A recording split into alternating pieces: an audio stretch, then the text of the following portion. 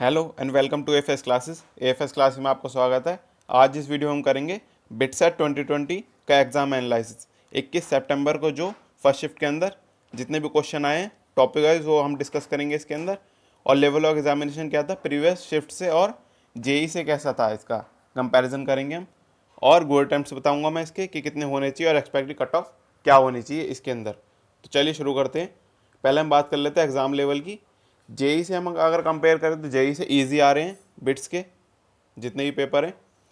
और बाकी हम कर लेते हैं अब इसको normally subject wise analysis. Chemistry के अंदर क्या है, मॉडरेट लेवल आ रहा है। इनऑर्गेनिक जो आ रही है बहुत ट्रिकी आ रही है और रूटेड आ रही है, मतलब एक तरीके से एनसीईआरटी के अंदर जो क्वेश्चन है ना वो बहुत पूछे जा रहे हैं और ज़्यादातर एक्सेप्शंस जो हैं वो तंग कर रही हैं बच्चों को। तो आपको अगर केमिस्ट्री स्ट्रांग है तो ईजी लग सकती है, अगर आपकी केमिस्ट्री एवरेज या फिर वीक है तो आपको बहुत हार्ड लगेगी। तो ये जो मैंने बताया मॉडरेट डिफ़िकल्टी बता रहा हूँ, ये सब डिपेंड करता है आपकी कमांड के ऊपर कि आपकी अगर कमांड अच्छी है उस सब्जेक्ट के अंदर तो आपको इजी लगेगा, अगर नहीं है तो मुश्किल लगेगा। तो आपको ऑफेंड होने की ज़रूरत नहीं है कि ये तो इजी आया था ये तो डिफ़िकल्ट आया था। ये मैं एवरेज पॉइंट ऑफ व्यू से बता रहा हूँ बच्चों के, जो बच्चों ने मुझे बताया अपने हिसाब से रिव्यू। मॉडरेट आई थी, इसके अंदर क्या था एक्चुअली में सारे और इनऑर्गेनिक थी बस मुश्किल, बाकी सारे इजी थे। और आपको ऑर्डर्स याद होने चाहिए ग्रुप्स के अंदर कैसे इलेक्ट्रॉनिक घटती है, कैसे बढ़ती है, कि साइज इंक्रीज होता है डिक्रीज होता है, उस पर क्वेश्चन बहुत ज़्यादा पूछे गए हैं। तो इसलिए आपको केमिस्ट्री का पूरा बेसिक्स पता होना चाहिए और एनसीईआरटी से पूछे गए हैं सारे क्वेश्चन, कोई भी आउट ऑफ सिलेबस नहीं था। तो इसलिए एनसीईआरटी अगर आपकी स्ट्रॉन्ग है तो आप केमिस्ट्री इजीली कर लोगे। अब बात कर लेते हैं फिजिक्स की। फिजिक्स के अंदर न्यूमेरिकल जो है बहुत ज़्यादा लेंथी है, जैसे कि हमारे सीबीएसई के अंदर होते हैं, पूरा सॉल्व करना पड़ रहा है उन्हें आंसर निकालने के लिए। और इसके अंदर 11th से ज़्यादा न्यूमेरिकल पूछे गए हैं, 12th से कंसेप्शनल बेस पूछा गया है कि 12th में जो भी कॉन्सेप्ट बेस हैं सारे उनमें से ज़्यादा क्वेश्चन है। और 11th के अंदर जितने भी क्वेश्चन हैं सारे वो न्यूमेरिकल है मोस्टली। तो ये भी लेंथ दिया है इसलिए मॉडरेट टू डिफिकल्ट सेक्शन में रखा है इसको। और मैथमेटिक्स भी क्या है, ये कई बच्चों को ईजी लगी है कई बच्चों को मॉडरेट लगी है, तो मैंने ईजी टू मॉडरेट लेवल में रखा है। और ये लेंथी लगी है सब बच्चों को, मगर डुएबल थी मैथ जितना बच्चों ने बताया मुझे। और रीजनिंग और जो इंग्लिश है वो मॉडरेट लेवल की आई है, इसमें मतलब बच्चों ने अटैम्प्ट करे हैं मगर ये टाइम कंज्यूमिंग थी दोनों चीज़ें।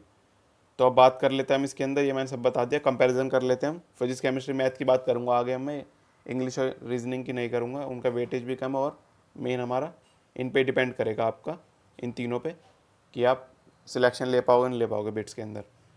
फिजिक्स सबसे हार्ड थी, केमिस्ट्री उसके बाद और मैथमेटिक्स उसके बाद, जैसे कि बच्चों ने बताया। कुछ बच्चों ने मैथमेटिक्स को सबसे हार्ड बताया, कुछ ने केमिस्ट्री को, कुछ ने फिजिक्स को, मगर ओवरऑल जो मैंने पूरा कंक्लूजन निकाला उस हिसाब से ये कंपैरिजन बैठता है। और बाकी गुड टाइम की बात कर लेते हैं। केमिस्ट्री में 20 से 22, फिजिक्स में भी 20 से 22 और मैथमेटिक्स में 23 से 25। अगर आपके इतने अटैम्प्ट्स हैं हुए हैं 100% एक्यूरेसी के या फिर 95% एक्यूरेसी के साथ, तो आप सही से मतलब श्योर हो कि आपका सिलेक्शन हो जाएगा सही बिट्स में अच्छे कॉलेज में। और बाकी हम देख लेते हैं प्रीवियस ईयर की कैसे कैसे ट्रेंड रहा था। बिट्स पिलाने की बात कर लेते हैं हम। देख सकते हैं आप ये अलग अलग ट्रेड की अलग अलग ईयर में, यानी 2018 और 2019 के अंदर कैसी कैसी कट ऑफ रही थी। आप इसका स्क्रीनशॉट ले लेना और आप देख लेना कैसी रही थी। और बाकी मैं अगली की भी दिखा देता हूँ, बिट्स गोवा की कैसी रही थी कट ऑफ ट्रेंड 2018-19 में ट्रेड वाइज। और बाकी अब मैं एक्सपेक्टेड कट ऑफ बता देता हूँ आपको। बिट्स पिलानी की अराउंड आपकी रहेगी शायद 2213 के अराउंड रहेगी, 213 से 220 के अराउंड इसके अंदर। और गोवा की इससे थोड़ी कम रहेगी, ±10 कर सकते हैं आप इसकी, 203 से 210 के अराउंड रहेगी इसकी, जितना कि मेरे को एक्सपीरियंस के हिसाब से बता रहा हूँ मैं।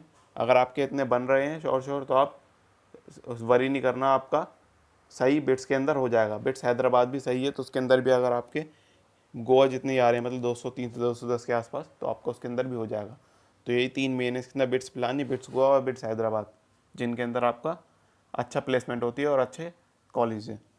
तो बाकी अगर आपको वीडियो पसंद आए तो वीडियो को लाइक कीजिए, शेयर कीजिए और चैनल को सब्सक्राइब कीजिए ऐसे ही आगे आने वाले एनालिसिस देखने के लिए अगली शिफ्ट के। थैंक यू आपका वीडियो देखने का।